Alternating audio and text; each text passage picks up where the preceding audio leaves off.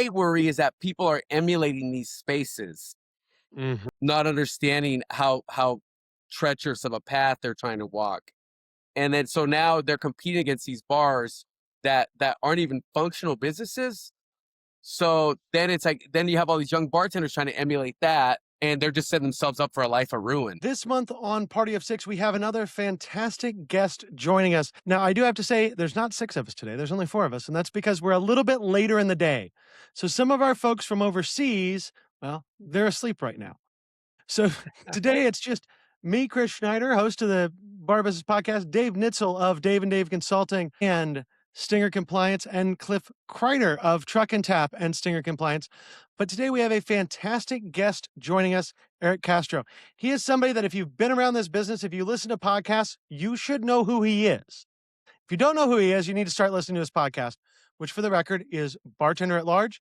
It was one of the top podcasts in the industry, or actually the top podcast in the industry, according to Tales of the Cocktail. So you need to check that shit out. In addition to being a podcast host, he also does consulting. He owns multiple bars, Raised by Wolves and Gilly's House of Cocktails, which are really nice bars. If you're from Southern California, you should probably know those. If you don't, go check them out. And he also is in the spirits business and is a co-founder of Amaya Elixirs. So Erick, thank you so much for being with us today. Yeah, well, thanks so much for having me. I'm a fan of your podcast, so I appreciate you having me on. Well, thank you. That is terribly humbling, I must say, because I'm a huge fan of your podcast and everything that you have done. So you have such a long history in this business and have done so many amazing things. Walk us through just kind of the Cliff Notes version of your background, how you got started and how you got to where you are today. Shoot, man. I guess it was like, honestly, I was bartending when I was in college. I was going to San Diego State and I started bartending at like a chain restaurant brewery type of spot. And I fell in love with it right away. I was like, this is what I want to do. I had a really good time doing it. And then after I was like, well, after college, I figured I'll just, get a job, an adult job and put cocktails behind me. And the next thing you know, I ended up making my first Tommy's margarita while I was working at a tequila bar. And it changed my life. I was just like, wait, so you could put fresh juice in a cocktail? And this is what it tastes like? I wonder what other drinks I've been making wrong, And then ever since then, I just went down a rabbit hole. Flash forward, I was bartending in San Francisco at some really, high-end programs. And then I ended up opening my own spots down in San Diego before I moved to New York and was out there for a bit and opened a bar out there as well. So, but now I'm back. I'm just down to 2 bars in San Diego. Just down to 2 bars. You say that like that's an easy job. Honestly, it's not. It's not at all. But I will say that there's something that's like what Raised by Wolves is, like 7 years in. So it's pretty dialed in. Gilly's I've really only been involved with for the last about 3 years, but it's about a 20-year-old bar. It's going to be about 20 years this year. So, that's a little more hands-on. I got to be more involved with that. But even then, I have a great team and they're very focused on the mission. And together we do some really cool stuff. It's awesome. Now, I just out of curiosity, because I do the podcasting too, what made you say, hey, I want to do a podcast? Because you started, if I'm not mistaken, in like early 2016. So way before kind of the podcast craze of 500. We just passed episode 500. I think we're on episode like 508 or something like that. 510. And it's crazy. It just flew by. I never really planned on doing it, but I was living in San Francisco and a lot of my good friends at the time all had like video game podcasts and, we're doing, I guess like nerd culture, like Marvel movies, things of that nature. And I was like, we don't really have anything like that necessarily in regards to cocktails on a regular schedule. I think Damon Bolte was doing, he had the Speakeasy podcast. But I think aside from that, there's no one who's really doing something, on a regular schedule, like every week. So I was like, I'm just going to lean into this and see what happens. And, I got my degree in journalism. So I was always a writer. I'd always write on the side. So I put a lot of time and effort into doing research on the folks I would interview. So yeah, it just seemed like an easy extension, something I was really into. And I've had a lot of fun doing it. It's hard to sort of pin down all your different levels of expertise. I got a little, I found a bio on you and there's a little Hollywood in there. There's New York, there's San Diego, there's World's Best Podcast in there. liquor company spirits in there. There's a little bit of everything in there. How do you find managing the diversity of your career and everything and you're a judge, and your social media is incredible. Like, how do you do it all, man? How you managing all this stuff? I don't know if I do. I don't know if I do manage it, all my stuff. That's open for debate. But yeah, honestly, I have a lot of fun. I'm very fortunate that I'm in a field that I love what I do. And honestly, a lot of our job, a lot of what I do on a day-to-day basis, I would do for free. And I'm just very lucky because I love this industry so much. I get compensated for it. And I like to work a lot, but I also get bored doing the same thing too often. So one thing I do like about the way I work is like no 2 days alike. One day, I'm in San Francisco tasting, you know, 80 different, private barrel bourbons or something, single barrel bourbons. And then 2 days later, I'm looking at, P&Ls and talking to my managers about, what percentages we're at and where we're moving. Then 2 days after that, I'm interviewing, William H. Macy in my garage, talking about the whiskey that he's working with. So I love that I'm lucky enough to be in a position where I can work a lot, but never get stuck with having to do the same things over and over. And a lot of that Do has you to do with me having a good team. I have a really good team of people That's what I was who gonna ask you. I'm Do you give a lot of yeah, control away on the I social do. media? You put a lot of trust into the brand. Like I Hmm. saw the other day, I saw the I don't even know if you saw it was the fired post where the guy it was his Yeah. face. Oh my God, that was so funny. That Brilliant. went It nuts. was so Yeah, funny, right? I clicked yeah. right I into it and I was like, that's so good. Oh my God, yeah, that went nuts, and every other bar started copying it too, which is funny. Was yeah, the gal that does our social media, Rain Garcia, she has her own company, Garcia Media Group, and she runs our social media for Gillies, and she also does it for Bartender at Large as well. And yeah, for all of you out there, she had this post with one of our beloved bartenders, Taylor Brummett. He used to work with me at Raised by Wolves before, and now he's at Gillies, and a big hit with the regulars. Everyone loves him. But she put a post up on social media that said Taylor's fired, and then in really big fonts, and then underneath it really small, just put like Taylor's fired up to make cocktails for everybody this weekend. So come see him on Friday night. Yeah, yeah. The And fine print too was everyone, brilliant. yeah, it was so funny because so many people thought it was serious. Like, wait, what? Oh man, you guys had me for a second. They're real sneaky, guys, real sneaky. Yeah, he's not Yeah. going anywhere. Taylor's fantastic. Again, it's like I do believe that having a good team in place is so much easier for everyone. I've always been a big believer in when it comes to hiring. It's like it's about training, training and infrastructure and hiring. So you need to know who you're hiring and what you're hiring them for.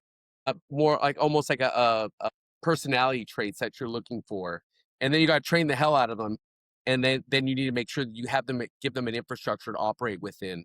Because I'm one of those people. It's like if I'm micromanaging someone, I hired the wrong person, or I didn't train them properly. In either way, I feel like if any one of those three pillars is off, it's all on me. It's all on ownership and management. If your team isn't put in a position to thrive, so I like to put a lot. I spend way more time hiring than most people do because I put a lot of effort in finding the right people and making sure that they fit and that everyone is happy. And then we just train the hell out of them and then give them all the tools and that they need to operate. I'm a big believer in the Jim Collins, like, freedom within the framework that he Hmm. talks about Hmm. in, Hmm. what's that, Good to Great. Good to great. And Yeah. yeah, Good to Great. That book changed my life. It's like I've read it twice, and then I've listened to an audiobook maybe more times than I can imagine. And I just love that whole idea of like I find the right people, give them everything they need to succeed, and then we just kind of set them loose. Because then I they love that. understand how to operate within all the parameters that we need them to. And I treat the same. I treat my managers the same, our operating partners the same. Everyone gets that freedom to make mistakes, and they don't get yelled at if they fuck up because everyone's gonna mess up. But it's like otherwise you're just following people around like like a helicopter parent. Who has time for that? I love that. Cliff and I we have we've launched a company, Cliff really has, and I'm trying to help him, not always with great success, called Stinger Compliance. And, we're trying to do social media to get some traction. Mhm. And I'm fairly Social's incompetent hard. with it. It's all, Yeah. and I look at your stuff, like that's what I have. First thing I've got social media. Like Mhm. you almost Yeah. have your brand is your brand. You've created a brand it's every post is fun. Like Mhm. Rain is crushing it. Mhm. Like the girl She's that was amazing. acting like she was getting blown away on the light pole and then gets Yeah. thrown into the bar. That's so funny. I'm like, Yeah. it's so ridiculous and it's so Yeah. funny. Like I watch all of it Mhm.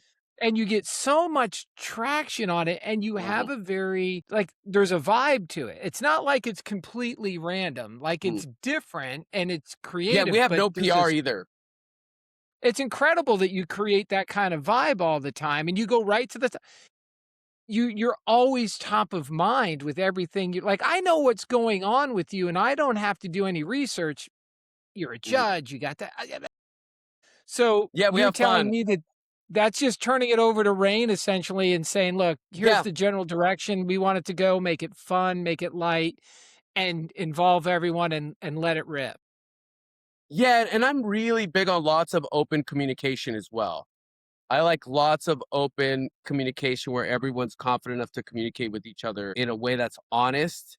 And I don't want to say blunt, but candid without being insulting or rude. And I hate when people say, like, oh, I'm just honest. Like, yeah, but you're kind of an asshole too. Like, we don't do that. It's more about communicating effectively. And the thing is, like I said, it's like it adds more, there's way more time for onboarding even with Rain, when she initially came on, it's just like, hey, this is the Gillies vibe. This is what we're doing. This is the identity of the bar. This is what we're aiming for. It's a fun place with loud music and great drinks at a good price. And maybe a little bit rowdier than the average, craft cocktail bar, but the drinks are every bit as good, if not better. So we kind of just lean in with what we do. And I feel like a lot of that is just putting together a good brief and making sure everyone's properly on board, and then we just let her go. At a certain point, like a good example would this be, I recently had I love the Madrison cocktail companion that Michael Madrison put out recently, formerly used to be at Milk and Honey. It has all these recipes, and I've just tell my bartenders, hey, I want you guys to go through this book and pick 3 drinks, and we're gonna go over them next time I see you. And it's like, okay, cool. It's not. I didn't say, hey, pick three tiki drinks, pick 3 stirred drinks. I'm like, it's up. Just pick 3. The book's like 3,000 cocktails in there. Go for it. Or I think 1,300 cocktails in there. And then I remember I came back and I talked to one of my bartenders, and I'm like, hey, so let's talk about those 3 drinks. And I won't say her name, but she's like, Eric, oh my god, it's been so busy, I haven't had time. Blah blah blah blah. I'm like, okay, how much more time do you need? Is next Wednesday work? Does next Thursday? And then she just kind of paused for a little bit and was like, well, there were some I really liked, and I do want to pick them out. Okay, let's just go over them. Let's go over them now. And I'm like, okay. I think she was like anxious that she had to pick the right ones. And I told her, I was Mhm. like, hey, look, the reason why I want to sit down with you and go over these drinks is like, look, I'm really busy. I'm headed to another appointment. You're really busy. I know you were just traveling. But the thing is, this is important to me. And I want it to be important to you because we're gonna talk about these and we're not rushed. We're gonna make 3 drinks together and we're gonna talk our way through them. So like I'm doing this with you because I believe you are worth it, and it's important to take time to elevate your skill set. I feel like a lot of operators out there don't want to teach their team too much because they feel like, oh, if I teach them too much, they're gonna outshine me and leave. Ugh. And from my experience, most of my bars have had very, very low turnover. And I find the opposite. I find that people end up not wanting to leave because they feel like they're Mhm. getting all the attention that they need, and the time they need to level up. And people I feel Mhm. like only really want to will leave when they leave when they're not feel like they don't feel like they're leveling up. I I agree. even if it's like the money's better somewhere else. Sometimes like the money's better there because they're new, but pretty soon it's gonna like taper off, and then now I'm stuck there and I lost my shifts here. So you kind of it kind of helps eliminate the whole grass is greener mentality, and kind of helps keep people in the place where they're happy and where they can grow. Well, you're investing personal time with them, and that's something that a Yeah. lot of owners or managers don't have to do. And Hmm. in fact, so much of that comes top down. And not me being not a bartender, I know a little bit about cocktails and all that, but Yeah. I mean, I will empower them to create their own drinks, create part of the menu, hand them a book or two, the cocktail codex, whatever it is, and have them decide based on the clientele at each one of the specific bars what may go on the menu. And I mean, sometimes it works and sometimes they just, the book is collecting dust in the corner, but at least I tried. Hmm. and then Yeah. the cream rises to the top. 1 out of 3, 1 out of 4, 1 out of 5 will come over and go, "Hey, I really like this." And I'm like, "All right, that's all I need, let's go." So it's Yeah. you're there to nurture these people. You're at that certain point in life where you can do that. You can affect change, and that's great. So good to And then hear. it also becomes very collaborative because if they see I care, then they care too, Yeah. Yeah. and then then they'll start making it for industry people that come in. Yeah. And then another bartender will be like, hey, what'd you just make right there? That looks good. Yeah. And then they walk, Yeah. oh, I found it in this book. And then it's like, it creates this like collaborative competition. Very hesitant about using the word competition, but Yeah. it's like, it's important for all of our staff to realize that we're all chasing a moving target. And Right. that Right. sure, as we're leveling up, ideally everyone else is leveling up in the neighborhood as well, or in your city. So and across the country, industry wide as well. Really, so it keeps everyone on the top of their game. Yeah. Yeah. Well, just something as simple as that just gives them ownership as well, into the bar and into the program. And I think it's I think Mhm. it's. I mean, trying to get the cooks to make a certain burger. Hey, make a burger. Yeah, Let's do it. So, yeah. hey, Because what how I've did seen you? happen. Go ahead. No, well, go ahead. I was going to ask you a question, but you're on a roll. Yeah, but also what I've seen happen is sometimes, someone in the industry will, like, oh, wait, so you're just experimenting with cocktails? Like, what is, who's going to pay for that drink? You know what I mean? They focus so much on like, the raw cost of the bottle that this person making. But then on the flip side, when a guest comes in and they're not wowed by something new, they also blame it on the bartender. Like, what do you think? Mhm. What do you think these people are going to be experimenting? Or learning new drinks. You know what I mean? And also the thing is, to me, experimenting is not even the right word because they've already been trained well enough to already know how to calibrate all these drinks and how to make these cocktails. So it's not a real experiment. It's just basically this expanding their skill set. And then now they've learned one more drink. So when a guest comes in, they can get dazzled, experience a little bit the light off of something new they've had. And it's like, really, how much that cost me? You know what I mean? It's like at the end of the day, it wasn't even it's negligible. It's inconsequential to me. I mean, Yeah. that's yeah. Hey, let me ask you. You seem to be very. I mean, you're both sides, right? You're Hmm. entrepreneurial. You're creative. You're manager. You're everything, right? Hmm. So, at Thank you. what point do you sacrifice? Now, I know you're craft cocktail driven, but what's a shortcut you will take, and what's a shortcut you won't take? Because I'm sure you're batching some drinks, and people may not Mhm. think certain drinks should be batched. Gillies You is know. still juice daily. It's still fresh juice Okay. daily. Wow. Yeah. Absolutely 100% fresh juice. And people don't even believe it. It's like, it's funny because people will come in and say man, these cocktails are fantastic. But one thing about us is that we're really, we're one thing I love about with Gillies, since it's a dive bar, it's really easy to outperform expectations, to over deliver. It's really easy there because they come in, it's just pool tables. It's like, it's just an old beat up building, just looks like an old dive bar. It's been a bar since 1968. And the drinks are pretty inexpensive. We have a great happy hour. And since we don't have like floor servers or kitchen, we can keep costs down. And people will come in and be like, oh, yeah, hey, man, I'll just do like, espresso martini and I don't know, a Paloma. And then they get them and the cocktails are exquisite. Because this bartender used to work at Youngblood. This bartender used to work at Raised by Wolves. This person used to work at Death and Co. Denver. It's like we have people from all over the place. And then all of a sudden, when they have these cocktails, they're like, "What the man? These cocktails these are better than the craft cocktail bars, the fancy spots in town." Right. And like I like $6 cheaper. And we're like, yeah, well, some of these people, my staff work some of the best bars in the city, if not the country. So it's very much that. And I find so much as just by not cutting corners, we don't cut corners, and I feel like it pays dividends, and it takes a while for word to spread, but when it does, you end up with these super loyal customers who just like they'll go to the ground for us, and I love it because sometimes we'll have like new people come in because we're across the street from a hotel, the Lafayette Hotel, which is a gorgeous venue, and so they get a lot of tourists and stuff. And sometimes, someone will be there, they're drinking at the hotel, they're having a good old time. Like, all right, well, let's get out of here. Let's go get some pizza or something and hit another bar or something. So they'll come over to us, and then I'll see them. It's their first time in there, and they like buy a hat and buy a T-shirt and a couple stickers to take home because they just get so pumped up on the space. It's like something that they identify with the brand so much that it's very flattering. It's just something that they like they want to take home with them. I've never worked somewhere before where people are so eager to buy merch on their first visit. I just wrote down buy a Gillies t-shirt. Like I just wrote that Yeah. on my notepad. Can I get Yeah. one online? Is it, you have an Yeah, online not store? yet, Yeah. not yet. We should do them online. Come on. Yeah, I got to get it. Yeah, Yeah, we I haven't gotta gotten have a around to Gillies it. t-shirt. Yeah, we haven't gotten I around bought to a it, but trucking we really cap hat should. online because we don't have them in the stores. So Yeah. Yeah, that'd be cool. No, remind me. I'll try to bring you one at Tails, because I'll tell you I'll mail you one, but I'll forget. But yeah, try to grab me at Tails. But it All is. right, I cool. feel like we do a lot of we do what we can to just really, like, I guess, plug into our neighborhood, and we do a lot of activations, a lot of events, and also since we're so turnkey in regards to, we're not part of a big restaurant group, so because that we can be nimbler. We don't need permission from 30 people to do an event. Dear God, you guys have seen this where it's like death by committee.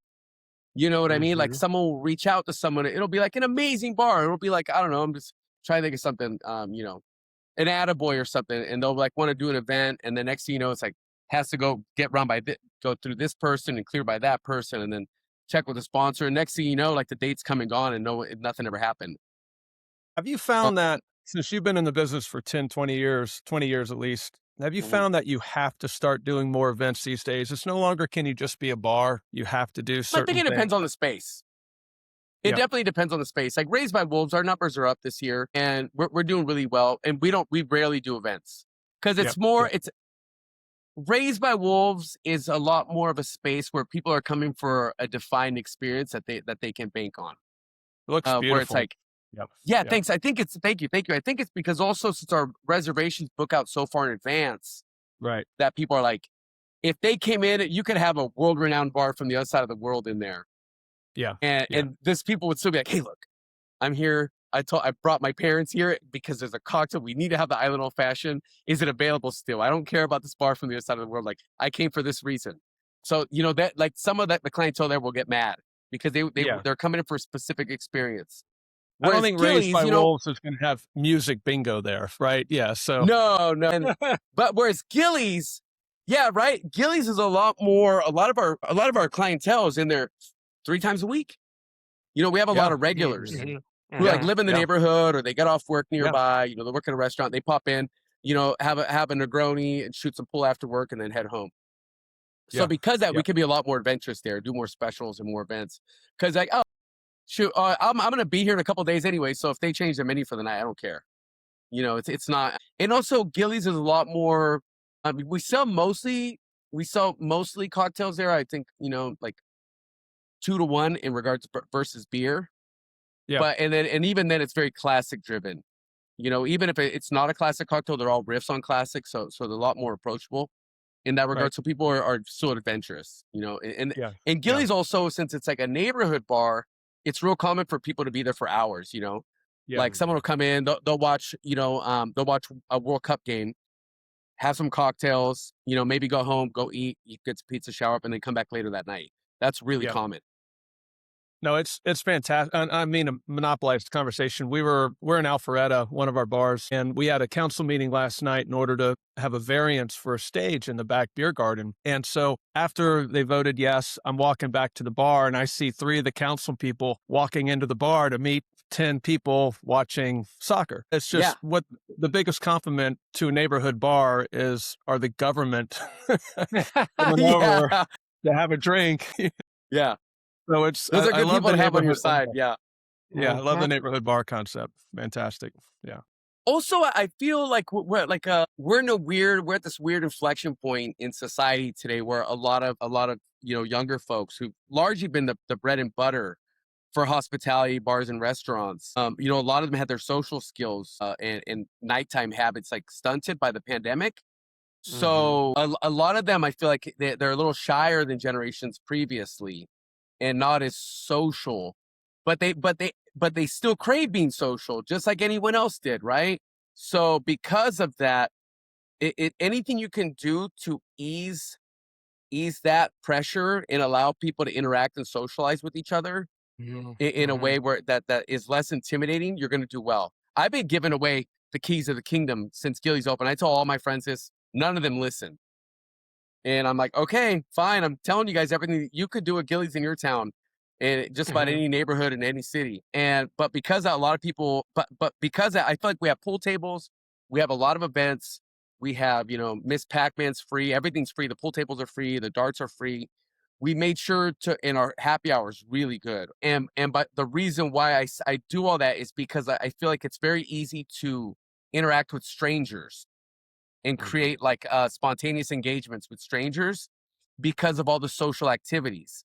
So there's no hurdle to, it's like, I don't know, nowadays people are like afraid to like hit on someone in public because someone's going to record it with their phone and then make fun of them on TikTok and it's going to go viral. And now they're living in infamy forever. Right. But the thing is, anyone, like two gals could just approach, another couple and be like, hey, you guys want to play pool with us? We want to do 2-on-2. Loser buys drinks. And there's no social pressure there. It's like, maybe they say, yeah, maybe they say no. Most likely they're going to say, yeah. It's like, oh, cool. We'll do, girls versus boys or blah, blah, blah, Padres fans versus Dodgers fans. It's like, they team up. And then next thing you know, say if they're in the same neighborhood, then they just start hanging out. And then now it's like they associate Gillies with a good time and just a neighborhood spot. And one of the best compliments we've gotten from people is like, oh, I can come in here by myself. And I know all the other regulars. And I feel like older generations, especially the boomers, were used to that already. Like, Cheers to them wasn't like a sitcom. It was like that's what your neighborhood bar was like. But I feel like a lot of other generations were a little more, I guess, transient. And America's always actually been pretty transient for the most part. But then you include now with modern generations, they're a little shyer. And the pandemic, a lot of them didn't go to prom. They didn't go to homecoming. They didn't get to do any of these things that we all did. So because of that, I feel like it's like Gillies has taken a place in their daily life, in their social life that's really difficult to replicate or take anywhere else. And your brand speaks to that. I think that's really smart, Eric. We were having a consulting session with a group, and I gave them very similar advice that, look, a Gen Xer will seek you out. A boomer will seek out a bar. It just needs to have alcohol and a bar and a glass, and that's all that crowd requires. It's a low bar for the bar, yeah. Yeah. The problem with that crowd for a lot of bars who have been somewhat lazy in thinking ahead is that those folks are aging out. Man, I can't drink like I used to, Eric. Like I can't sleep at night. The alcohol, I'm like, this sucks. Like it's not but the younger generations, and I relate because I have kids in all those generations. Look, when we were sneaking into bars en masse as teenagers, we were pretty experienced bar goers by about 22, 23. We were just waiting for it to be legal at 21. Like we already knew how to drink a Long Island. If you talk to a lot of 20-year-olds, just the idea, they're legal, but the idea of going alone is almost right. They're not going alone. And then to your point, you need to make it extremely approachable. And I think that's why I love your social media. I look at your team and I go, I just want to, like, I'm thinking, how do I get to San Diego? I just want to go to Gillies for a couple nights and meet these people and hang out. So I think you're really, really ahead of the curve on understanding that and creating not just a circumstance, a physical circumstance, but also knowing how to market that I just think it's brilliant. Again, a lot of it's infrastructure as well. Where it's like, even we do little things that are built into the system. Like, every bartender at Gillies has a business card. It's like, how much do they cost? $30? Yeah. The cost is almost nothing. So all the bartenders after 3 months they get their own business cards, and I specifically tell them like, hey, look, and the info they put on, it's up to them. It doesn't have to be their number. It doesn't have to be anything. It has to be whatever they're comfortable with. Some have their social media on there. Some have their cell phone number. Some have WhatsApp, whatever. And it's just something about like when my team is out and they're out partying, having another fun at a bar, they can just they give them their card. Hey man, I bartend at Gillies. I'm there 4 nights a week. Come see me. You know what I mean? I want to repay the hospitality. Or even, someone's like, oh my God, I'm here for for 4 days. We're staying across the street. We're having so much fun. Hey, here's my card. Name's Lonnie. Hit me up. I'm here. I'll be here the next few days. And text me if you need recommendations for places to eat or blah, blah, blah in town. And because of that, I do feel like it creates this level of trust that is just inherent into the space. And then now someone fills in. It's not just about us coming back to get your getting you back for our money. It's also just like, hey man, if you need recommendation on a place to eat, or oh, you're going to Tijuana tomorrow, you're going to TJ. Oh shoot, man, I know I'm friends with all the the best bartenders down there. I'll tell you what bars to hit up and where to get tacos, blah blah. And it's just like there's something about that I feel like just makes it a little more. If I don't want to say it's old timey, but I do feel like it was just a thing that was more common, with older bars back in the day, where there was always a sense of ownership, not necessarily of the bar itself, but ownership of the experience for the guest. Like, hey, I will take care of you. Hit me up. My number's on there. You're professionalizing the bartender.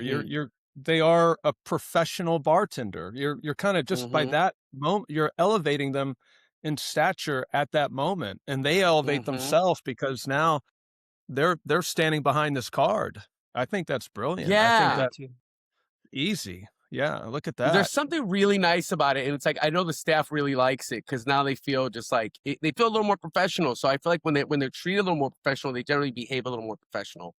Because so often we behave to the parameters that are expected of us. So they have to be reminded. It's a lot of fun. Yeah, that they are professionals. They are. Some of them are. We always talk about this. Some of them are passing through. We get that. Some of them are default, but some of them are pros, and they need to know that they're professionals. So and then also, almost all of them have like their social media, their TikTok or their Instagram on the cards as well. So even if, they handed the card and the person's like, oh, cool, well, I'm here pretty often. I don't really need your recommendation, but thanks. And then, but they might follow them on social media. And then now when they're in town, they know when all the events are happening because our team has promoted them on social. Like, oh, we're doing a big emo night party tomorrow. Come on through. And, they'll see it.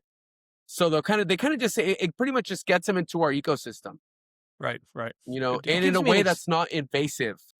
And it gives me an excuse to come in. Like, it's a totally different experience if I meet you. I don't know Gillies at all. And let's say I'm 25 and I'm not predisposed to going out, and we meet and you're like, hey, I'm a bartender at Gillies. My name's Eric. You come in and see me sometime. I'd love to meet you. And look, that's you've already created an experience, and I haven't even gotten to the door. And I'm a big believer in that. It's something that once upon a time, you and I talked about hospitality DNA, and one thing that I learned from Dave Kaplan in writing that book was creating the experience before people ever even walk through the door. The experience begins when you start imagining it. And if I can imagine meeting you at Gillies, and I've met you and you're going to be there, I'm much more comfortable walking through that door now because I feel like I have a friend that I might not really even know you, but I have an excuse, right, to go and you have an anchor there brilliant. now. Yeah, especially nowadays because like one thing I always do is I always give my cards out to flight attendants and pilots when I'm traveling when we're headed to San Diego particularly, because I know they're kind of informal concierges for everybody, and they're the ones who are traveling and out and about. So I want them to tell people where to go. What spots to hit in town. So I always, hand them out. I'm like, oh, come on through, man. I'll buy you around. I know you guys have been probably traveling all day, whatever. Even if I'm not there, I'll make sure, that the team takes care of you guys. And the thing was, and it's like you were saying, now it creates an anchor point where now, even if they're going alone, they don't feel like they're going, it's more like they're being referred to by a friend.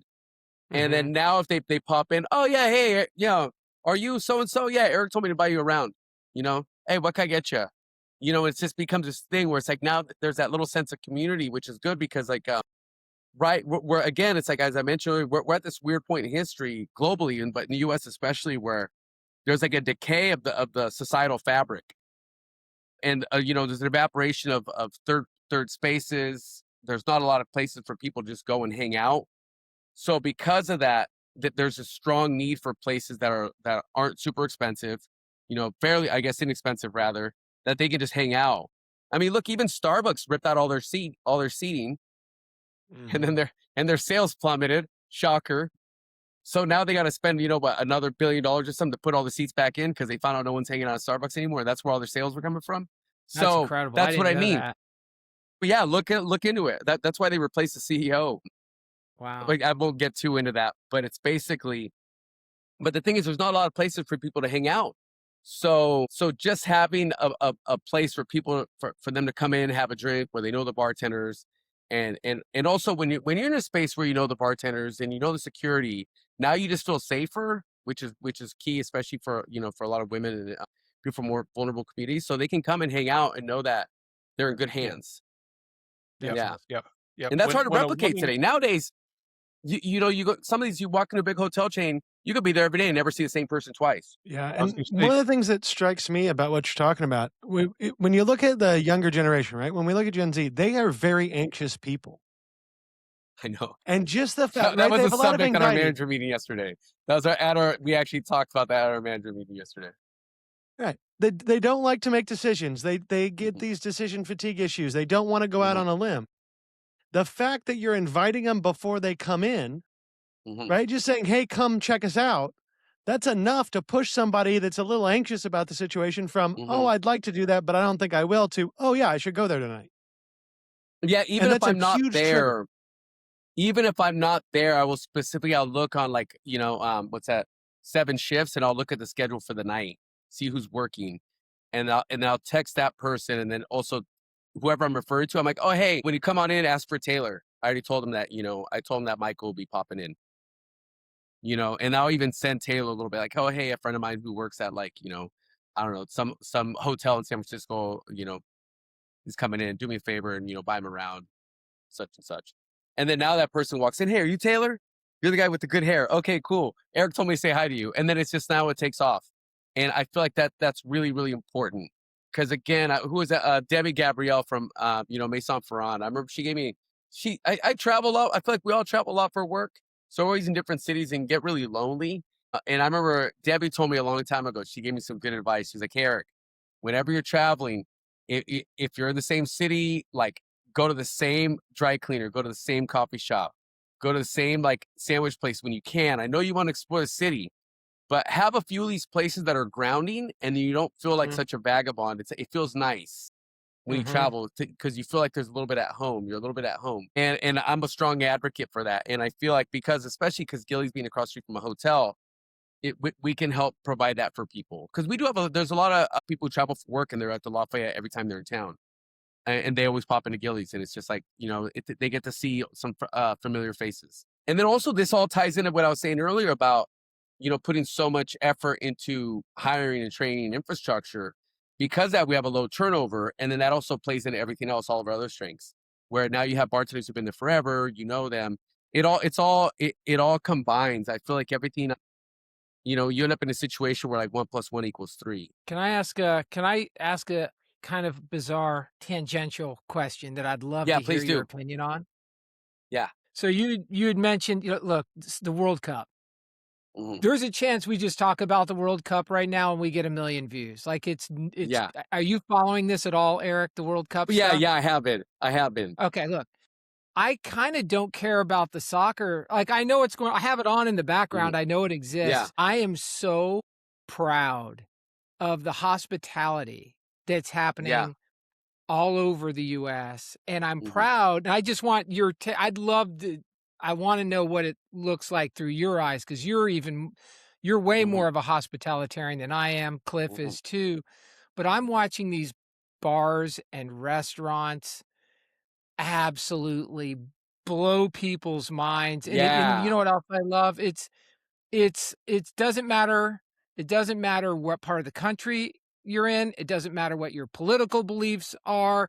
Like Yeah. all of a sudden, we're all being Americans again, whether you're in Mhm. LA or Massachusetts or Texas or Kansas or Miami or Atlanta. And I can't stop watching this stuff on No. social media. How's that? How are you vibing with that? How's that struck you? I guess that with Gillies, we see everything as an opportunity. We see everything as an opportunity to show people what we do. And the reason why I say that is because we're not a sports bar necessarily. Like we're busy for Padres games and for like NBA finals and stuff, but we're not necessarily we're like a local bar that has sports on, not necessarily like a dedicated sports bar. But because of the World Cup, a lot of like the traditional sports bars are just packed.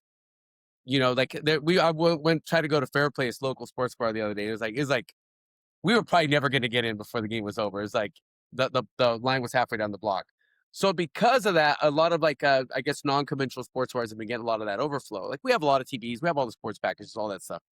So, but because of that, we're getting a bunch of people who it's their first time.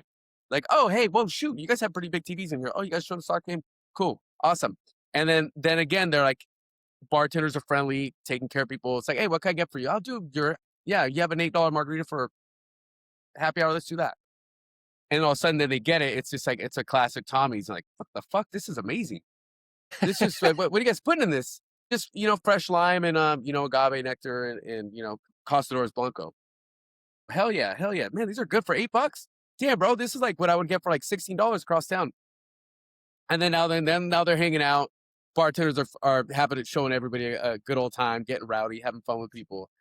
And then now this person's like, hey, so this place is really cool, man. Like, it's my first time in here. It's like fun. How much are the pool tables? Oh, it's free. Are you serious? Yeah, free. Okay, cool. Shoot. Well, how do I play it? Just write your name on the board. Okay, cool. Stick around, man. We're doing We're doing one of our quarterly emo nights tonight. It kicks off at 9. Shit. Okay. And then next thing you know, now this person's just like never been to Gillies before, and now they're just having the time of their life. And so much that's just because like we stay true to what we do, and then so when someone comes in new, now they're being exposed to like the heart and soul of Gillies, and then now this person's like, shoot, I'm coming back, man. Again, hopefully our bartender gives them a business card, but if not, it's just like, they'll probably follow us on social media and then kind of know what's going on. So because of that, I see, even though we're not a traditional sports bar, especially on a traditional, I guess, soccer bar. It's just an opportunity to win people over. And then, so because that, we feel like we've been getting busier and busier little by little over the last 3 years. And then now, so it's like, if you compare sales now to when we took over, it's like night and day, but it was little by little because, we don't spend money on PR. We don't have any marketing really. We have our, someone's running our social media, but aside from that, it's all word of mouth. So, which I feel like word of mouth is more valuable today anyway. Because it's like, who knows if a review's from a bot or from, what is it? They say over 50% of all internet traffic now is a bot anyway. So, you see these fake reviews on Amazon, they're fake, we see these reviews. It's like, no one talks like that. So, but because that, but when someone goes on their own personal social media account, like, oh man, I'm having a blast at Gillies. I can't believe I waited so long to finally come in. That means so much more than, us buying an ad in like a, in a magazine or something. Yeah. Part of what Cliff and I are looking at with Stinger Compliance is something called social listening, which we're developing that ability to grab Stinger Compliance does review management and mystery shops, secret shops, that sort of thing, competitive analysis, all the markets, really, really great for multi-site owners. And we're starting to dabble into the idea of social listening, and we need to filter. It's huge. Yeah. It's huge. What is really it? Gen Z's more likely to look something up on TikTok than they are on Google. Right. Yeah. That's how they go to a new city. They're not like they're not opening up Google Maps. They're going to TikTok, like Good Barbecue, Chicago, River North, or you know what I mean? So there's something to that. And also it's like seen as more trustworthy, especially if it's someone that you know. So yeah, it's where the industry's going. I mean, honestly, I'll tell you, it's like, I feel like sometimes a lot of our friends get caught up on awards, and they get caught up on 50 best, or these getting these awards, or most influential, or Spirit Awards, or James Beard, or whatever. And I'll tell you what, when I was at don't get me wrong, like I love it's having a feather in your cap is nice. Having a getting some acclaim from friends in the industry is outstanding. It feels great. But I'm gonna tell you, when I was at Polite Provisions, I was there for about 10 or 11 years before I got bought out. And I'll tell you what, the biggest boost in sales we ever got from any achievement wasn't a James Beard nomination. It wasn't Spirit Awards. It wasn't any of that. It was going from 4 to 4.5 on Yelp. It was demonstrable. It was demonstrable how much our sales increased after that. And it was a giant spike, and that never went away. And I think it's important for, it's easy for us to knock a lot of these things, these like online media or whatever. But the thing is, at the end of the day, really, it's like, I'm not knocking any awards. I'm not. But like, you don't necessarily you can't deposit those in your checking account, but the sales do. So it's important, for I feel like a lot of our industry, especially some of the upper crest craft cocktail bars that some of my friends run. I feel like sometimes they forget, where the money that's going to that register is actually coming from. Yeah. A lot of Hey, those awards are inside baseball. Like, the I average know. consumer doesn't really know James Beard Awards but they Mm-mm. know Yelp. And they not only do they Yeah. know Yelp, they go there. They go to Yelp, they go to Yeah. Google, but if I say to I don't even think I know who the James Beard Award winners in my own town are necessarily, which Yeah. sounds bad, but it's not a priority to me to know Dave, that, it's I have 4 bars. I didn't even know what Tales of the Cocktail was until last year. For 10 Yeah. years, I had no idea that even existed. I'm like, Yeah. "What? This is in New Orleans? Where have I been?" You No, know? yeah, you're not alone. So it is. It's like Yeah. these awards are fantastic. I love it, and I think they're great for acclaim and for helping spread the word. But the thing is, at the end of the day, it's really what's really making the difference is how many people are coming back. Because I do notice a lot of our friends. I was actually just talking to a friend of mine, Alex, about this the other day, and we were talking about how sometimes I feel like these bars prioritize so much impressing journalists on the other side of the world that they forget about impressing people who live across the street. Mhm. And the thing is, the people who live across the street are the ones who are actually putting money in your register. The folks around the Mhm. corner are the ones that are keeping you open on a Tuesday, that are keeping or why you open on a Tuesday or a Monday. Yeah. But the thing is, all this, like I said, it's like, getting these accolades are great and all, but they should always be seen as extras, as opposed to the reason why you do it in the first place. Yeah. Well, You know and not to be that guy, but I own dive neighborhood type bars, right? Cliff is in kind of Mhm, that neighborhood bar segment. I wouldn't say dive, but mhm, definitely in the neighborhood mhm. segment. You're kind of in that neighborhood segment. One of the things people forget a lot that is very true is sometimes the neighborhood bars, they're not the fancy, they're not the showstopper, you're not winning the awards, but you make money. Yeah, And sometimes the yeah, guys that are making absolutely. the awards are not making money. I've seen a lot of P&Ls for some of these bars, Dave, I'm sure you have as well. And sometimes I see these bars, I'm like, you're barely fucking open. How are you worried about going to, like, doing these pop-ups around the country and around the world when, like, you need to worry about getting your Tuesday nights up. You know what I mean? So that's what worries me, because I do think that there can be an over reliance. And by the way, I hope I don't want to come off like I'm poo-pooing awards or anything in general. I think they're great. They're fantastic. I still, the Oscars is still something, obviously. I feel like these award shows, for any industry, are important. It's nice to recognize, great work. But the thing is, it's important that we also remember that it doesn't start and stop with awards. Mhm. Yeah. So, and I do notice I have a lot of my friends, or a lot of my friends who I love, I think maybe a little overly focused on them. And I've been to some of their bars, and I'm like, actually, I'll do my best to, like, maybe coach them on it a little bit if I ever notice that. But you'll go to a bar, and they're just, I guess, schmoozing with the VIPs at the bar, and then they're just ignoring everyone else. And I'm like, I don't want, like, I've actually had friends of mine tell me, like, when I go to a new town, or if I'm going to a town to visit bars I've never been to before, I don't tell anyone I'm coming in. I don't give them a heads up. I don't say, "Hey, I'm coming to check out your spot. I'm in London. I'm coming to see your bar later tonight at 8." I don't do any of that. I pop in and I experience the bar the way everyone else does. Mm. I'm sure maybe there might be a bartender who, like, maybe listens to the podcast or might recognize me, but, let's be honest, 99% of the time, no one does. But the thing is, but I like to go in there and experience it just as how it's supposed to be experienced. And I've had friends say, "Eric, that's crazy, because, like, if you tell them in advance, they'll probably buy you rounds and get free drinks." I'm like, I don't give a fuck about that. I want to experience the bar the way everyone else does. That way I could see. I don't want to rave about the bar if I got an artificial experience. Mm. I feel like I didn't get an experience. I didn't get the real experience. So, like, I remember there was one bar in particular I went to, and we went for an event that was like a gin event, and we RSVP'd, we were on the list, we were there, we got notifications or whatever, and I guess the group I was with, me and the group we were with, didn't look cool enough to go in. So they lied to us, and we're just like, "Oh, we're closed. We're not open." I was like, "Oh, well, here, have an email." No, no, sorry. That must be, I don't know what you're talking about.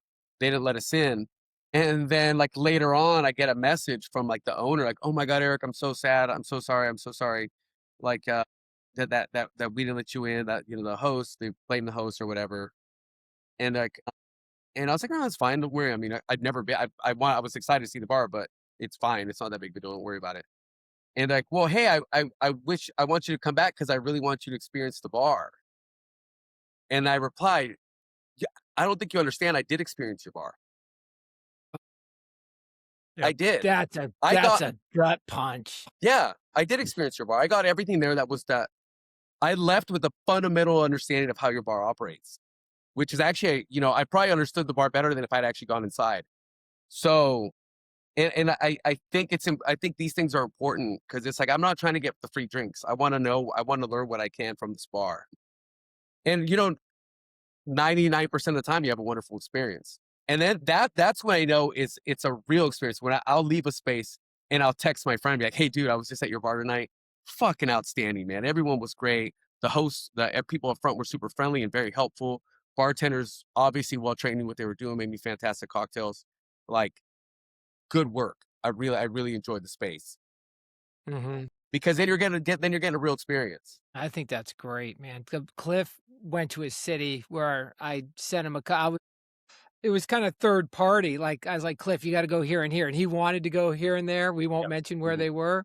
And I was Yeah. sort of sweating it out. I was like, oh, it's got to be good. Please make it be good. Right. And then like the next day, I was like, he didn't text me and say he had the time of his life. And I was like, how was it, man? He's like, no, dude, it was great. It was great. And not only that, I couldn't, they gave me an appetizer. I'm trying to watch my weight. So it was like this corn buttery thing I had to eat. And then they wanted to give me a dessert. I'm like, Dave, you Yeah. know, I know, I I know. just want to eat an appetizer and a cocktail, but I'm like, got Yeah. Thanksgiving dinner here. Yeah. No, that can be the case sometimes, especially like, Yeah. yeah, Yeah. as an industry person. Sometimes they'll send you 2 desserts. You're like, "There's Right. only Right. 3 of us here." Yeah. Like, Yeah. yeah. Maybe they ought to have awards for EBITDA and free cash flow and cost of goods sold and sales per square foot. That's what I Yeah, want to I heard a see. friend the other day say that, like, just to be considered for one of these award shows, you should have to submit a P&L. Yeah. I Yeah. was going to say that 2 Yeah. or 5 minutes ago. I was like, that's a reasonably good idea because to your point, maybe people just have it backwards. Maybe the Yeah. focus should be, hey, let me get successful in the Mhm. meaningful way. Not that I'm so with you. Like I want to win awards. You Like who got to be doesn't want to win an award? profitable. That's You great. got to be We Yeah, all they're want to win great, profitable. awards. yeah. Yeah. We're great. We love it. Yeah. And it's important recognition to say, look, these are people that are trendsetters. We need to pay attention to them. I think that's really important, but in an industry that has you can either say it has a high failure rate or you It can say it has a has an high failure rate. unnatural break-even Yeah. rate, Yeah. like wherever that Mhm. is, which isn't great. Let's make sure we're recognizing that those efforts translate to dollars or Yeah. well-being, like whatever that Mhm. whatever that whatever that is, and then prove that it's happening, and then that's the ticket to entry to being considered for the Yeah. award. I love that idea. It might be hard to do, but Look, I love any that idea. franchise like Subway, whatever, they sales per square foot. You got the square footage of the building, you Mhm. got your gross Mhm. sales, divide that by that, boom. And that's why you see the like Starbucks kept shrinking and shrinking and shrinking because they're trying to get their square Yeah. foot down to have Yeah. Mhm. operational efficiency while their drive-through sales were kicking ass and their sales per square foot are through the roof. But here's Yeah. something that occurs to me on all this. If you tied the awards to making money, I think on general that's great, right? I'm a finance guy. I love ideas Yeah, like yeah, that. yeah. But my parents, right? They did fine dining. They were fine dining Hall of Fame. They had covers of Nation's Restaurant News every year. They were it for Indiana for a long time. They've also lost their ass. I bought a Mhm. dive bar and was very happy and made good money. But the thing is, I don't know if you can do what it takes to get some of the awards and to have that level and make money. I think to some extent those are contrary goals. Think so. I don't think they're necessarily have to be mutually exclusive. I do get what you mean, though. I mean, obviously, it's never going to be as profitable as like a local dive bar or something or a nightclub. But I don't think they need to be cash cows, but they need to be self sufficient in the sense that like because I do see some of these places and like they're barely open. They're like one Mhm. disaster away, one plumbing issue away from like getting shut down. And then what I worry is that people are emulating these spaces, Mhm. not understanding how treacherous of a path they're trying to walk. And then so now they're competing against these bars that aren't even functional businesses. So then it's like then you have all these young bartenders trying to emulate that, and they're just setting themselves up for a life of ruin. Well, that's one of my rules in real estate is just because it's up and it's shiny and occupied doesn't mean it's making money. Not at Mhm. all. And that's you hit the nail on the head. Just because that bar is there's people in it and they're making fancy cocktails or they're making any cocktails doesn't mean they're making money. And the restaurant business is so fickle that if there's a shiny new coin over here, then that taqueria over here is going to all of a sudden decrease. And we've talked about it in my little Mhm. Yeah. city right here. So yeah, it to dial it in and to be, we just passed 10 years on 2 of our bars. It's Well, just yeah, phenomenal amazing. to think that we Congratulations. Yeah, 10 years yeah, is way that's too just rare. phenomenal. I mean, and so I'm very proud of that fact, but my God, a lot of it was accidental. It was like, this is good. Yeah. We picked good locations, but it's very interesting. That's what I was talking to Dave about when I first went to Tails. I was thinking there needs to be hey, Eric, you were a bartender. How did you jump from bartending to being an entrepreneur? How did you jump from being bartender to being an owner? How did I jump from being a real estate nerd to doing the bars? Mhm. Raise money, planning, design. There's all this that a lot of my bartenders will come up and, okay, can I grab a lunch with you? How did you do it? And I Mhm. have to think that there's just so many that are wanting to hear your story, not about how to Tommy's margarita or anything like that, Mhm. but how did you make the jump? So there's a Honestly, story there. one of the things, yeah, one of the things that I was very fortunate with is that I feel like I was lucky enough that I was trained to be really good at bartending before I ever learned how to make a craft cocktail. So, which I feel like is tricky. Sometimes I don't envy today's new bartender because they have to learn so much stuff at once.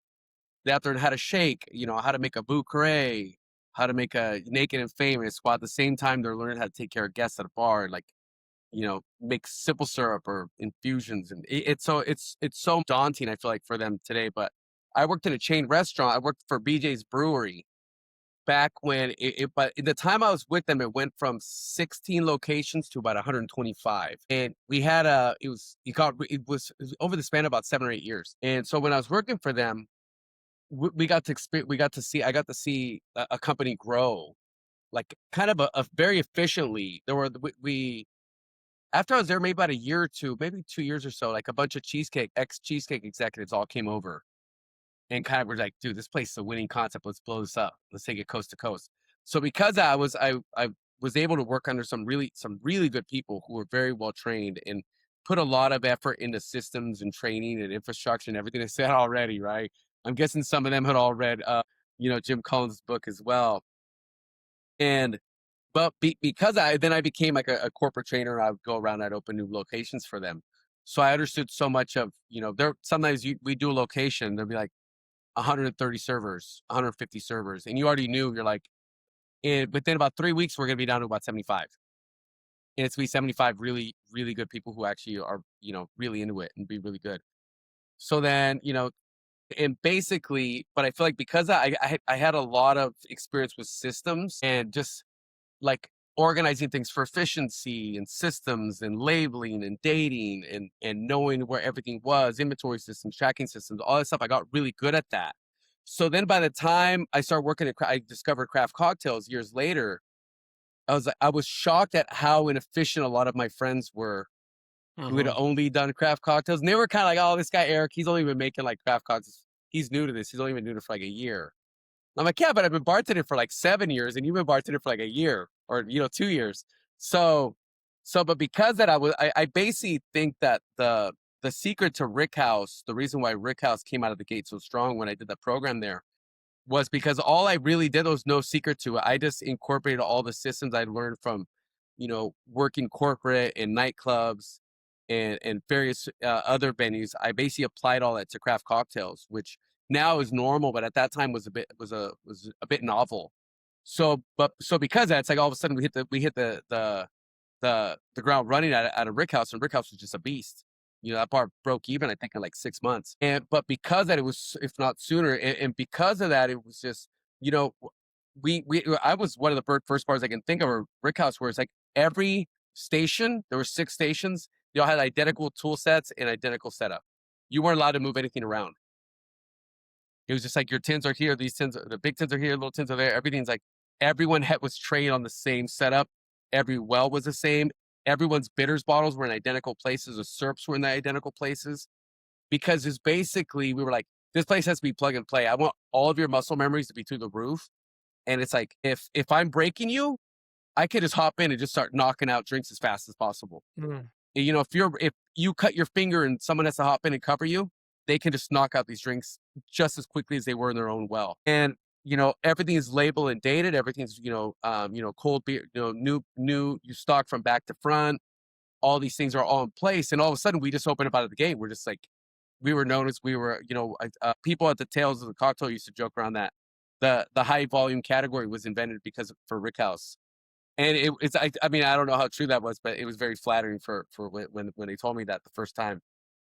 And it was just, it was novel being able to go with a group of 12 without reservations into a cocktail bar and order 12 craft cocktails was not common in 2009. So, and it was just, I think that's really what it was. And I was like, I gave away the keys of the kingdom for that. People were like, how are you guys doing? This place is crazy. All our New York bartenders, our buddies from New York would always come out and trip out on the space, because they're like, Eric, in New York, everything's a speakeasy. Like there's 12, 12 bars are doing really, really cool stuff right now. They're all speakeasies. And it's like, but meanwhile, this place, I guess maybe besides EO or something like that. But even then we were just like, or maybe also Flatiron Lounge. Maybe those two were the only ones I think really doing something similar. We were just throwing out drinks. And I told people, I'm like, oh, it's just because I basically just took what I learned from working corporate and high volume, and then incorporate that with fresh juice and house-made syrups. And there's really not much more to it than that. And that was, again, it's like the bartenders there were making a ton of money, having a good old time, listening to loud music and having fun. And really, I mean, really, Gillies is kind of just an extension of that program, except dressed down. Even Gillies Brick House was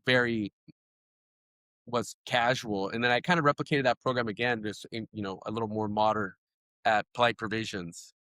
And then we just did that again at Gillies. So I've kind of always stuck to my lane of high volume cocktails, because that's what I feel like always worked for me. And also, I think there's, in every market, I feel like there's always a thirst for that. No, no pun intended, but there's always a thirst for that, because so many places don't have the discipline to continue to uphold their infrastructure and systems when it gets busy. When the irony is, when it gets busy, that's when you need your infrastructure and systems the most. Yeah, Because I tell my bartender friends all the time, like, you don't get fast you don't necessarily become a faster bartender on Friday and Saturday when at 9 p.m. You get faster by maintaining your systems and infrastructure and habits when it's slow.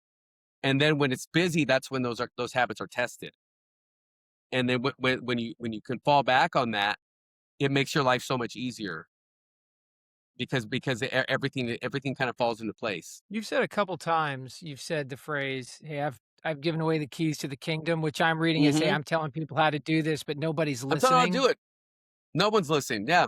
Well, enough people are listening, but some of them just don't care, because I think here's the thing. I've told a lot of friends, because also another secret to Gillies is like, everyone says Gen Z's not drinking, right? And they're not going out, but I'm like, I see them out every night, and I see them drinking every night. And I've had them come up to me and give me more information than you could ever get from any focus group. And they'll come up to me, hey, you work here, man? Yeah. Do you have a Gillies hat? Yeah. Hey, so, man, this place is great. Dude, I come in here, and the thing is, it's like, bro, like the cocktails are good price. And I did, this is quote for quote. I feel like everyone needs to listen to what this guy had to tell me. It's not even me spreading wisdom, it's this guy just speaking anecdotally. One guy in particular, he came up to me, he's like, hey, look, Eric, I'm like 20, 26. All my friends are like, we're within like the 24 to 30 range.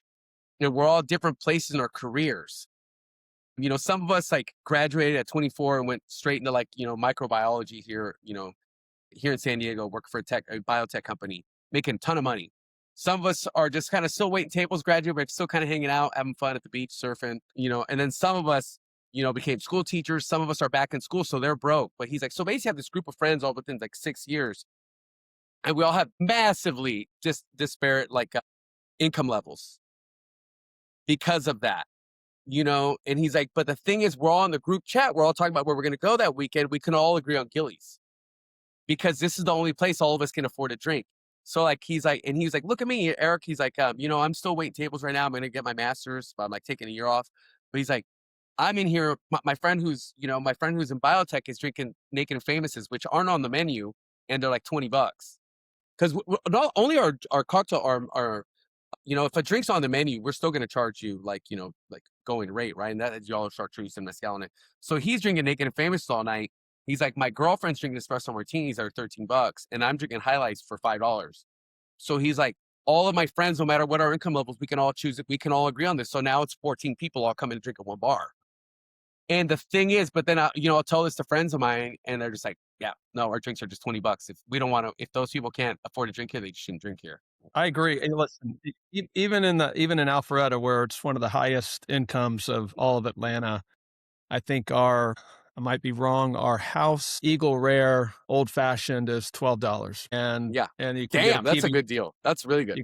Yeah, it's a great deal. I want to tell you. And, I go there for it. Yeah, and you can get a PBR for $5. So you'll have one person that may work at O'Reilly's, and they'll have 4 PBRs for $20. You have a night. That's a $20 night. And then you got the other guy that might, get $15, $16, $18, so yeah, you're right. There's a little something for everybody. You can't price and it all anybody works out. And honestly, if someone's hanging out 5 or 6 hours, I don't want them having old fashions the whole time, man. Or they're going to be wrecked. No, absolutely. Yeah, they're going to be wrecked. They pop in, have a couple old fashions, and then switch to beer. Yeah. That's a complete it's conversation I would love to have one day is just, I'm really into catching fake IDs. I'm really into kicking people, it's just like, yeah, I know. Come on, bring it on. Even my son's been working the door recently. Yeah. So. But yeah, and I do feel like it's a lot of that is just basically, it's like, who is that? Who I feel is who's cracked the code and really figured out simultaneously is us. Let us entertain you with one of their latest concepts, Gus's Sip and Dip. Talk about over delivering. Like, really, you walk in there, the place is gorgeous. It's a beautiful venue. The lighting is perfect. The bartenders are all wearing like white suits, like a suit and tie with the white coat. Cocktails are $12. And I mean in the sense that what they did is they did something really smart. Kevin, who's there, he had this whole idea where he's like, I'm going to carry 1 vodka, 1 bourbon, 1 gin. That's it. And it's all based off of classics. So they're only getting in Indiana, in Illinois, you can get case breaks off of the more product you buy.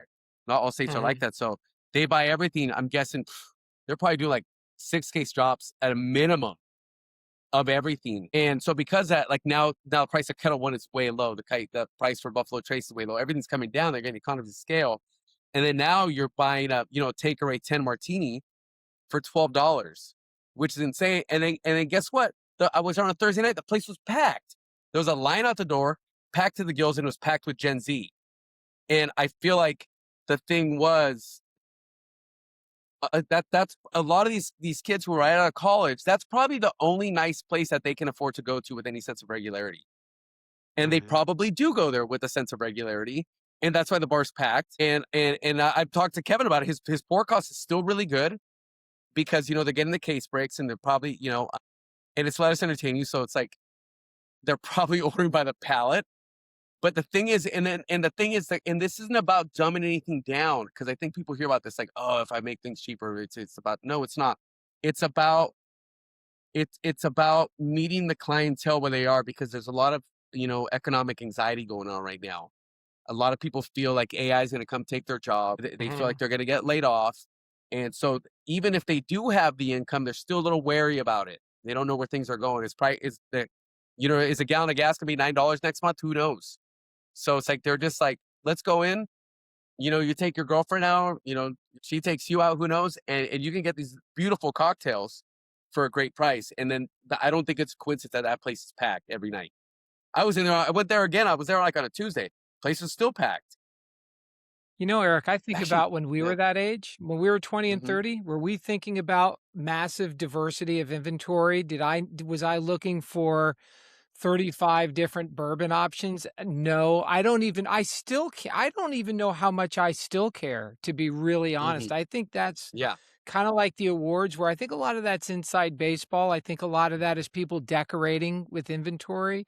Does anyone Mhm. how if you parse out the segment, and especially in that age group, are they connoisseurs of gin? Do they have a gin yet? No, like I mean, I don't think most of them yeah. have a gin. I think they just want a good drink at a fair price. Mhm. And I don't know that they're looking and going, "Oh man, look, I love Cliff's. That's special. Cliff's Old Fashioned is a special deal. It really is, and it's wonderful." But if it was Bullet, or if it was, I don't know. Oh yeah, you were Yeah. at Bullet. Yeah, I remember the picture of you. That was cool. Yeah, you were Yeah. like a brand That's fun. Yeah. ambassador for those guys. Yeah, yeah. Eric's a Practically, big yeah. deal. Yeah. Yeah. So, but like, Thank you. I don't know how much I care. I like value. I love Yeah. value as much as I like prestige. So if I'm getting Mhm. the Eagle Rare for $12, that's like really cool. Like I'm like, I totally dig that. And so I think there's breadth and depth of inventory in terms of options for Mhm. any company. Yeah. And I didn't know that about the Let Us Entertain You group. Yeah, I they think cracked the code with that spot. that's Well, wicked yeah. smart, and probably something a lot of people can learn from. They're carrying way too Mhm. much stuff of things that don't sell. I'll find places, I won't bore with the inventory nerd, but there'll be places that sell one bottle of this a year, right? Mhm. And there's 4 or a case in storage. And I'm like, look, guys, you have 7 years of product sitting here. Yeah, Mhm. well, Yeah. but we got a deal. I'm like, but who gives a shit if you're Yeah. not moving We it? blow all that stuff out. We blow all that stuff out. A lot Like, of you people know, say we don't. have a extra case left over from an event or something, you know, that we have to buy it for an event. And, you know, even if it's just like 6 extra rum bottles or whatever, we're like, that's going in this week's daiquiri. Put it in this week's daiquiri. And that's a Yeah, look, special, and it's gonna be like $9 all week, you know, and just blow it Walmart, out. Otherwise, Walmart. it's just sitting on the shelf. That's right. Walmart taught the world the power of great inventory management. I Mhm. don't think, and I also think that there's a lot of predatory sales practices that happen with distributors Absolutely. that hey, they'll sell you anything. They have no shits given about what's Mhm. actually healthy for your business. It's what's my quota, what do I need to move, what's my agenda, and how do I impose that on you? I Mhm. love that. I'm gonna look into that because I love that story, and if that's working, that's something to, Yeah, look, I say and it spread the varies state by word. state, of course, because some states don't Yeah, offer, you know, like case discounts, which I Mhm. think is yeah, insane. yeah, Like, how am I gonna buy yeah, one bottle and it's this price, and then I buy 30 of them, it's the same price? No other yeah. Well, industry in the operates that way. Carolinas, you're buying from the government still, like you Yeah, have to go to the ABC store and get your stuff, which is crazy, but, yeah. that's what So, they but do. you know, in some of these states where you can negotiate, you know, I mean, just think out, you know, imagine if you were doing like the Gus Sip and Dip model, where if you were like, hey, this is the one vodka we carry, and because of that, we do 8 cases a week or 7 cases a week, whatever, you know, and then because it's the only one and they're doing volume. So you could tell the next, you know, you could tell the another vodka sell like, hey, can you beat this price? Like beat this Mhm. price by, you know, $1 or $2 per bottle and shit, you got a deal for the next 6 months, you And look, know? So you might make some old people disappointed who are in love with their particular product.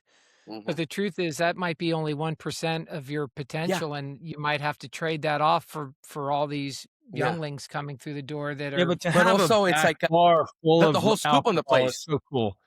Yeah. Sorry. Also, I mean, they can also build that into the identity and be like, "Oh, hey, well, we like to switch it up sometimes." So because that we switched up the gin, and then we also there's a different vermouth blend in there now with different bitters because we want to just kind of update it for you guys and make sure you're always getting something new. You know, there's ways you can lean into that, and so to make it a little more intentional. That way, it's that way that the clientele benefits, from Tell it me just as about much. Well, they are anyway. your cacao liqueur. What? Man, we've been working on that. My business partner and I, Haley Brennan, have been working on that for about 3 years now. And it's made down in Mexico. It's made in Oaxaca. It's a Mexican spice chocolate. So it's like a spiced cacao. And I just felt like it's like the flavor of Mexican chocolate is just something I grew up with. And it's one of those things where it's wild to me because, so many of the liqueurs that creme de cacaos out there, I don't even refer to it as a creme de cacao necessarily, but a lot of the creme de cacaos out there are, they oftentimes will taste like a Tootsie Roll or like a, Hershey's Kiss or something. Yep. But Yep. this actually tastes like cacao fruit, the fruit of the cacao. And it's also, there's a whole other blend of like, a bunch of other spices in there, herbaceous notes, vanilla.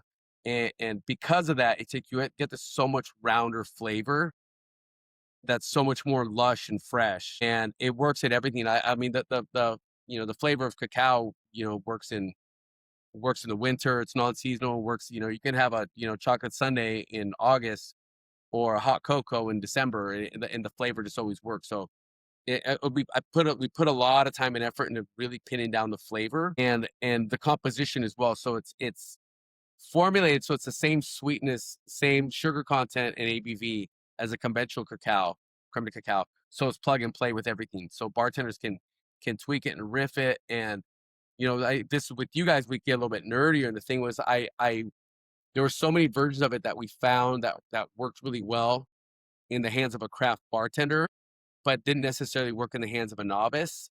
And I made sure that we were able to fix that without compromising the flavor in any way. In fact, I think it's actually better because, having worked in chain restaurants, I know sometimes, if you're at a Fridays or a Cheesecake Factory or something, sometimes like a floor manager will come out and break the bartenders, and help them out when they're slammed. They have been trained, but are they doing it 40 hours a week? No. So, but because of that, they can come and help out. So I want to make sure that like if you over pour it a little bit or under pour it, the drink is still perfect. If it's in the hands of a well-trained bartender, it's really easy to make a great cocktail with it. But if mom is just free pouring it into a cup of coffee at the holidays, it's every bit as delicious. You know what I mean? It's like I don't want anyone to have. I don't want someone to feel like they have to have like a jigger, just to put it. Have a little boozy mocha. So Mom's at the cacao liqueur again. Yeah. yeah, So- yeah. So You're kind of famous for your unboxings. Are we gonna? I want to do an. Yeah. I want to do an. Have Those you are guys ever fun. seen Yeah, Erick's those are fun. unboxings? I love it, man. Oh man. Yeah. So There's I only wanna- ever now- been one product that was so bad. I was like, fuck it, we're not airing this. I can't do this. I don't Is want that to like right? roast. No shit. Only once. Cause I like it. Cause I never really mince words. Like if something's like, I try to judge everything from within its category that it's supposed to be judged. Like there were Yeah, right. That makes sense. the Yeah. protein RTDs. There are these protein RTDs. I remember I was like, hey, look, guys, am I going to drink this? Like, when I'm at home? No. But is this the best that a protein, like 21 grams of protein in an RTD could taste? Yeah, absolutely. I don't think you can make it taste better than this. This is as good as this product category can be.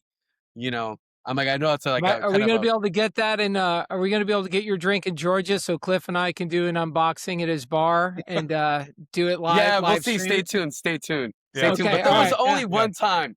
There was only one time when someone sent us something. Because luckily, I think, because most people know the identity of the show, and they only send us like craft products that could use a showcase. I think it's not like we're being super nice to everybody, but I think there's a caliber of product that's being sent to us already that meets this margin. But there was only one when I was just like, I took a sip, was like, oh my God, this is awful. is that the bartender's dream, is to create a spirit? Is that? I don't know. I think most bartenders, want to own their own spot. I think most bartenders want to own their own spot. Yeah. But for you to say you went from bartender to basically corporate restaurant to craft bartending, and then that lifetime of in between the bartending enabled you to be expert enough to succeed. That's important. People can't get it's lost. a lot of fun. Yeah. And then again, one thing I always tell bartenders, I told this to a bunch of bartenders. I spoke at an event for like up and coming bartenders, maybe about 2 months ago. And I told them, I was like, even though like I feel like I do have a bit of success in the bar world today, I'm not necessarily on a material level necessarily any happier than I was when I was bar backing or busting tables at like 20 years old. And the reason why I think that's important to say is that I feel like a lot of times, especially today, maybe because of social media or whatever, but people are they're in a hurry to get everywhere they want to be now. And I think that can be a little bit dangerous to your psychological health, but also just in terms of your long-term success. because I feel like what's happened is that people end up with this syndrome where they keep thinking everything's gonna be better once I achieve this. Yeah, I'm not happy now, but once I open my own spot, I'm gonna allow myself to be happy. Or once I do this, I'm gonna allow myself to relax. But the thing is, what happens is you're never gonna find that. You're like a lot of the feelings from our accomplishments are very ephemeral. It's like you're super psyched up about it, whatever, but the next day, maybe rest, and then after that, you got to get back to work. So if you're just constantly thinking like, once I, win my James Beard Award, or once I do this or accomplish this, then I'm gonna allow myself to be happy, you're in for a world of pain, because that's never gonna happen. Yeah. You need to enjoy the process and enjoy how the journey of getting where you're going, as anything else is just, I feel like, is irresponsible and setting yourself up for misery. Yeah, it's great advice. That is a great Yeah. message, because and it made me reflect a little bit, because when I think back to like when I was waiting tables and bartending and stuff, all I did was go to work 6-8 hours a day and party and have fun, and there was no stress, and it was a great life. Yeah. By You're a bar, probably I don't happier know that I've then. ever been Yeah. lonelier or more stressed or more anxious than owning a bar.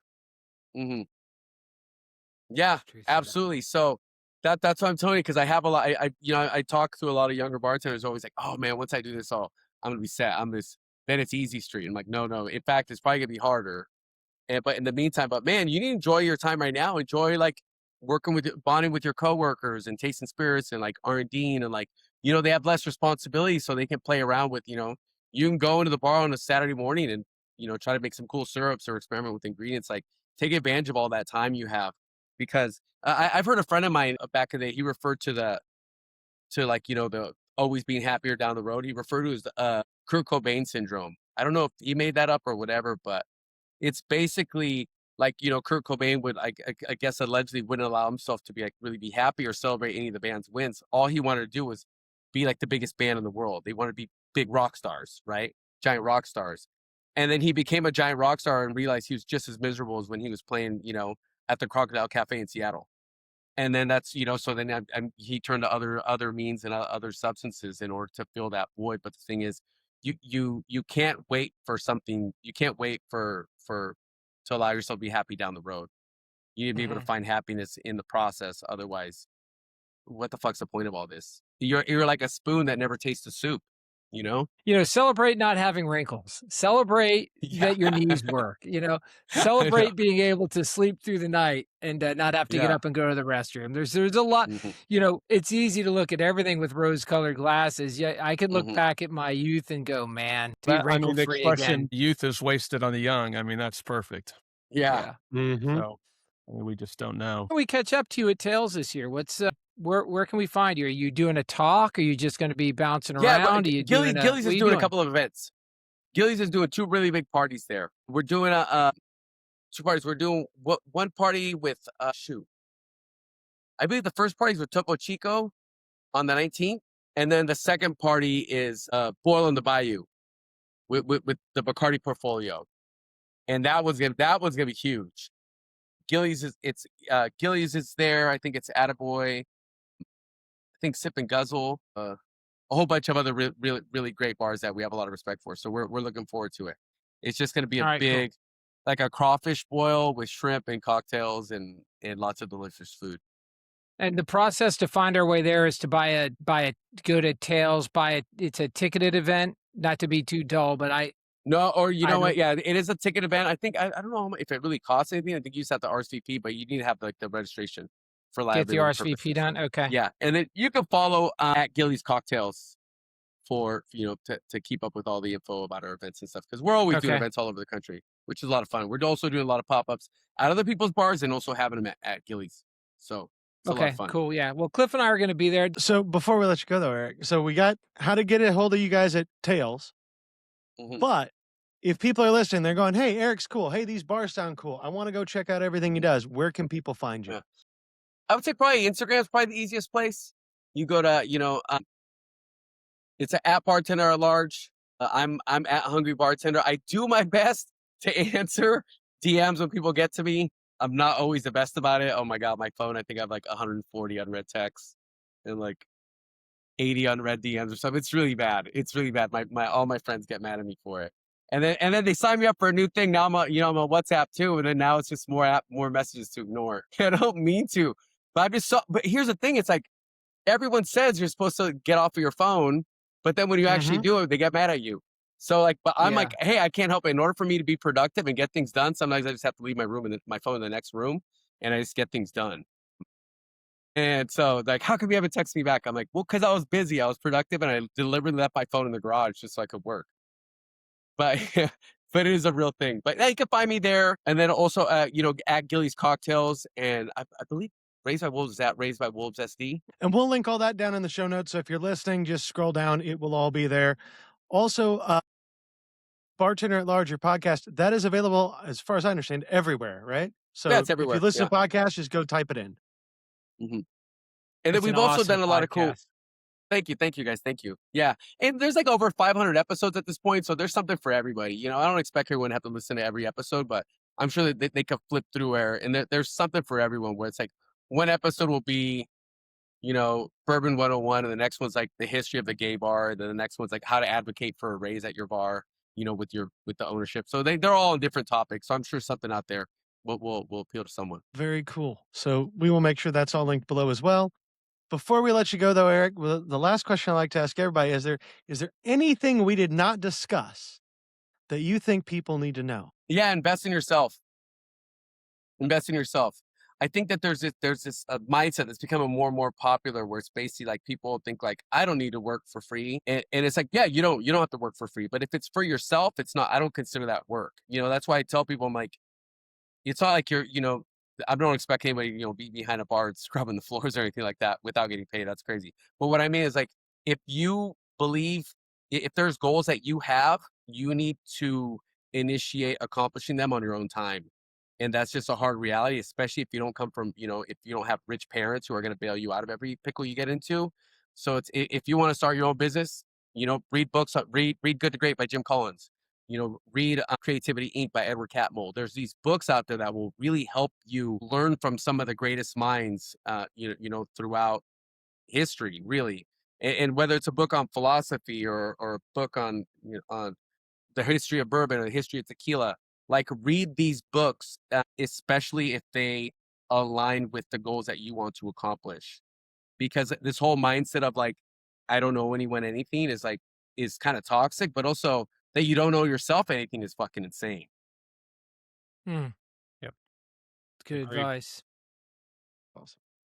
Well, Eric, thank you so much for being here. Thank you for spending the time with us. We have had a lot of fun, or at least I have. I'm Yeah, assuming this was Cliff fun, and Dave yeah. have. I did I'll too. talk for them. Yeah, it's so different, so much different being interviewed. Normally, I'm the one asking the questions, so it's fun to be on the other side. Well, there's 3 on 3 now. So Yeah. I'm outnumbered. Again, just thank you for being here. Really appreciate it. And hopefully we get to talk again in the future. Yeah, fellas, thank you so much for having me. It was an absolute pleasure.